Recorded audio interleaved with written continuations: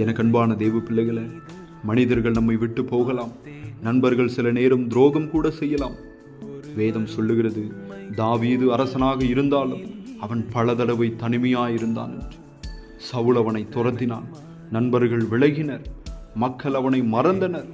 இப்படிப்பட்ட வேளையில் தாவீது சொன்னான், கர்த்தரின் கண்மலையும் என் கோட்டையும் என் இரட்சகரும் என் தேவனும் நான் நம்பியிருக்கிறேன், துருவமாயிருக்கிறார் என்று. ஆம், எனக்கு அன்பான சகோதர சகோதரியே, இன்று நீங்கள் எந்த நிலையில் இருந்தாலும், தனிமை, பயம், துயரம், இழப்பு, எந்த நிலையில் இருந்தாலும் ஆண்டவரை பார்த்து சொல்லுங்கள், கர்த்தாவே, உம்மை விட்டால் எனக்கு நம்புவதற்கு யாரும் இல்லை என்று. அப்பொழுது அவர் உங்களை பார்த்து சொல்லுவார், என் கிருபை உனக்கு போதும் என்று. நாம் பிரியமான தேவ பிள்ளைகள், நாம் எப்படிப்பட்ட சூழ்நிலையில் நாம் இருந்தாலும், ஆனால் நம்மை கண்ணோக்கி பார்க்கிற தேவன் ஒருவர் இருக்கிறார்.